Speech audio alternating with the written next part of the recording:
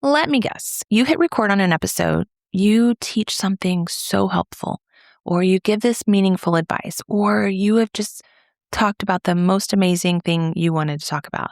And as you wrap it up, you get to the end and you start to go, oh, but now how do I tell them what to do? How do I tell them to work with me? And you don't want to sound weird, but you want them to work with you, but you don't know what to say. You don't want to be pushy. You don't want to be salesy. You would rather just end the episode than awkwardly mention your offer.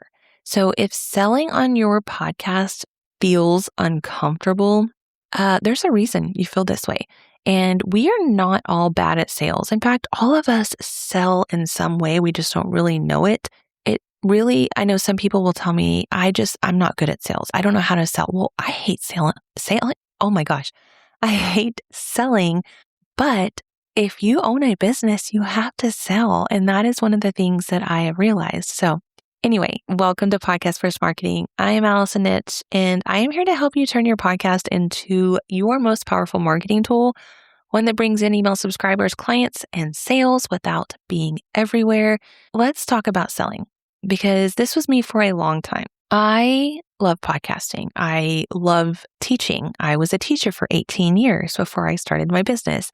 I love connecting with people, but the moment it comes to having to sell something, I just tighten up. I should say I used to, not anymore.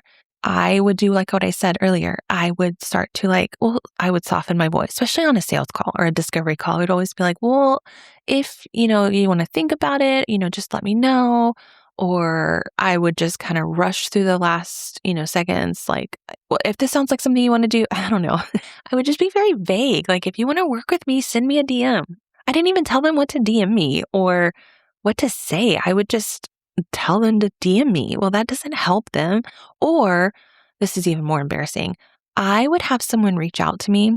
This was years ago. It was when I was a podcast producer, and I would have no clue how to talk about my offers. They would tell me, I want to start a podcast. I'd be like, great, here's my website. What? And then I would wonder why I wasn't getting clients or why they wouldn't write back. I'm like, well, duh, they didn't. You just told them to read a website. Well, they probably already did, and they still don't know what to ask you. So they were just kind of opening the door, and I would just fumble. And not to say it doesn't happen now, it still happens now, but I am a little bit more aware of what I'm doing and how to approach these situations. So what I eventually realized, both in my business and working with clients, is that selling only feels quote unquote salesy when you're trying to make one episode do too much. I think I've boiled it down to that, because when you pack in so much, you're overwhelming them. I'm actually better at sales than I give myself credit for. I think I talked about this in my sales. I think I talked about my sales history in a previous episode. I feel like I've talked about it, but I don't even think of what I'm doing anymore as sales. I really don't. And that takes the pressure off so much. I just think of it as like, I'm telling you how I can help you. That's it. And when I think of it that way, it is just so much easier. I'm not trying to force you to want to work with me. I'm not trying to pressure you into buying something. I'm just telling you how I can help you and letting you make that decision. But let's talk about why selling feels hard and salesy in the first place, and especially when it comes to podcasting, this can be a lot different in person, especially, or even on a discovery call. But let's talk about it specifically to podcasting, because most of podcasters, honestly, we're taught one version of podcasting. I'm just going to come out on a limb and say that. We show up every week. You deliver something of value. You add a call to action at the end and done. Well, the problem with that is that every episode is trying to do the same job. You're trying to teach, build trust, overcome objections, and sell all in one episode. And that's a lot of pressure to put on one piece of content, not to mention on you or your listener. So when you try to sell inside of that structure, it's going to feel forced, because it is. You're trying to shove it in there. We need to take the pressure off of that thought that selling is bad and let the system do the work for you. And this is what I love doing, and I love helping my clients do, is building that system that it just does it for you. And you don't even realize you're selling most of the time. And actually, you don't even realize you're selling almost every day in some way or another. You may be trying to tell your friend about this book you're reading. You're selling her on the idea of a book. Yeah, no money is exchanged, but that's still selling. Or if you're a mom, well, period, you're a salesperson. You are a human sales machine. Eat your veggies. Here's why you have to do it this way. Here's why I told you we're going to put your shoes on. Here, let's get out of bed. Let's brush your teeth. That's all sales. You're selling them on the idea they have to do it. It's human nature to sell, but when we look at it in terms of exchanging money, it's like our brains misfire and all these little thoughts are going all over the place because if you don't sell it, you lose out on money. Take that out of the equation, even though you know it's in there. In the back of your head, you're always going to know it's there. But when you reframe it to being, I'm helping someone with this problem, I have the solution, that helps so much. It just so happens there might be an exchange of money, and that is what business is about. I mean, think about it. When your pipes burst, you have a problem. The plumber has the solution. They sold you on what they do, but that doesn't mean they were salesy. They can fix your pipes. So I think my definition of salesy is when you are like continuously trying to sell or offer someone something and they don't need or want it. And I'm going to go out on a limb and say that because if you're listening to this podcast, you're not that person. I don't think that you're that person. I want you to think about like, if you're continuous, think of something or someone, I can think of someone very specifically would reach out to me in my DMs and constantly tell me that I needed their offer. And I'm like, I already told you no the first time. Why would you think 2 weeks later I need a different offer? And I get what they're trying to do. They're trying to downsell. They're doing all the things. But to me, when someone has said no, specifically no, then you're being salesy. If you're going at it of here's how I can help you, you're doing it in a more organic way, that's a lot different. So let's talk about how we can make sure that you are avoiding being too pushy, too salesy. Well, first of all, let's talk about this. Selling does not belong in every episode the same way. Yeah, you are kind of selling in every episode, but we're not doing it the exact same way in every episode. And here's what I mean by this. Your podcast is, I've said this before, but your podcast is not a series of standalone episodes. Most podcasters do this, even big names, but we want to think of it as more of a system. If you want your podcast to work for you in bringing you clients and leads, I'm trying to get you to realize that you have to pull them in a certain way. And if you're doing it in standalone episodes, each episode has a different way of talking about it. And we want to kind of bring them in gradually. So inside of that system, we want our episodes to have different jobs. So some episodes have to shift how your listener thinks about something. That's the first one. You're building trust and connection by giving them a quick win. You're answering questions and objections, like how this episode right now, it's just letting you know that you don't have to come across salesy. So we're doing these things throughout the episodes. And then in those episodes, you're probably talking to people who are like, okay, I'm ready. Let's do it.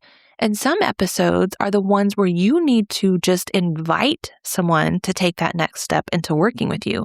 If you did listen to episode 32, you will know that the invitation episode is the call to action episode.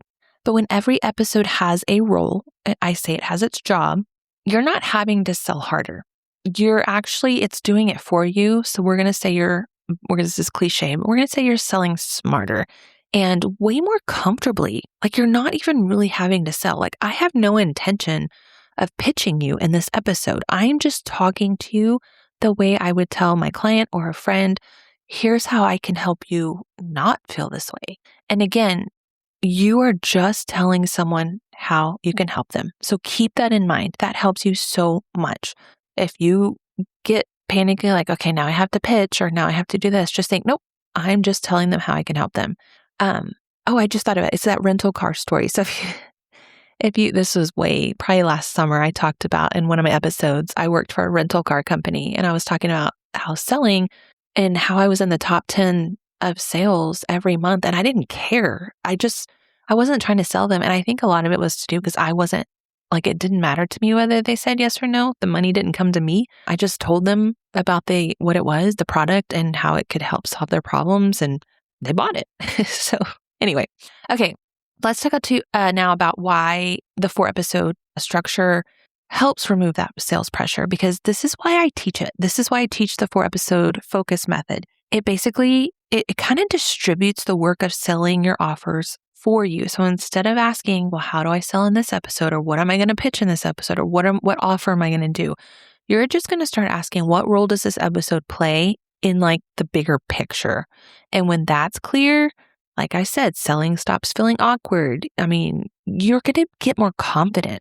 It has made me so much more confident in showing up, and makes me, I hope it makes me sound more natural. I really hope that.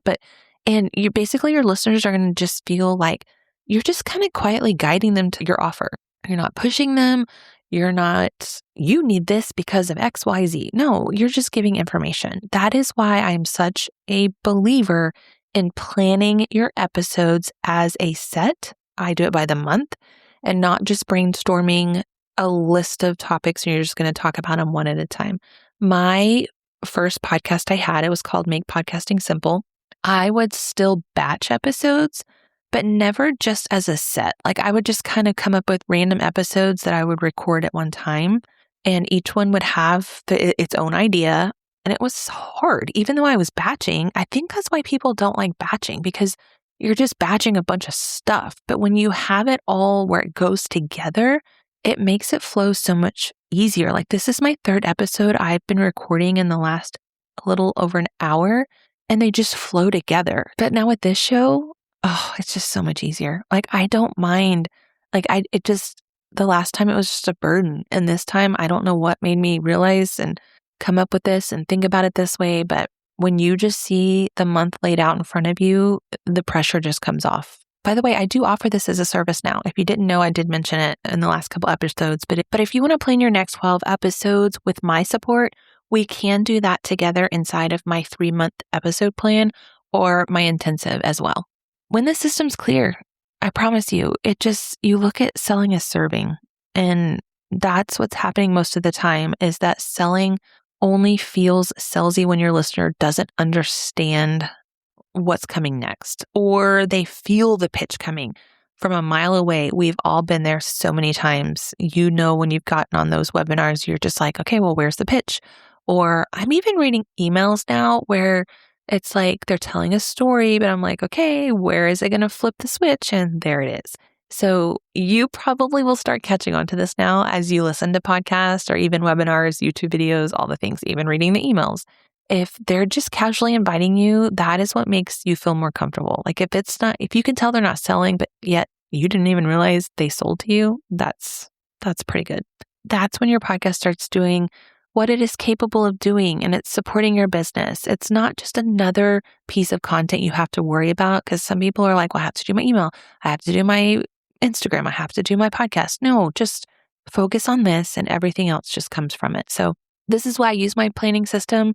I'm not scripting every word when I sit down and plan. I'm just making sure each episode has a clear role. I do the planning another day, and that way it all works within each other. And then I have that 4-episode focus method. And then this is where my free planner is so helpful. You can see it all laid out. You can grab it at the link below as well, or you can always have me plan them out with you. But when you have the structure of planning your episodes this way, selling stops becoming something you have to just add in there to that episode. And it's just a natural conversation that you're already having. So you may have noticed how I weaved in my 3-month episode plan. I didn't even have that ready. I just it fit. So I talked about it. It was a natural part of the conversation. So don't be afraid to talk about your offers throughout your episode. You are not always wanting to wait till the very end. When you wait till the very end, it does seem like a little bit more pressure.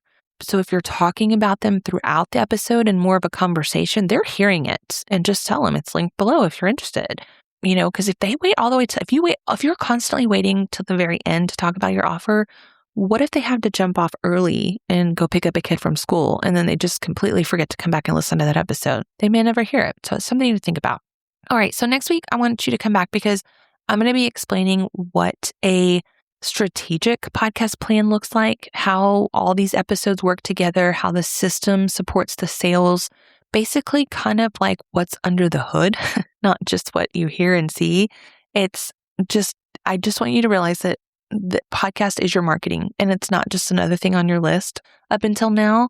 I hope that this episode and then that the next week's episode will connect all of these dots for you. But what I want you to take away from this episode is that selling on your podcast does not have to be salesy. It only feels that way when you don't have a system and when that system is not doing its job. But once you fix that, which I can help you do, I promise that everything will feel lighter. This podcast is night and day from my first one. And I want you to feel that same way too about yours. So come back next week, listen to the last 2 episodes if you missed those. And until then, keep creating episodes that move your listener one step closer to becoming your client. And I will be here next week for you, friend.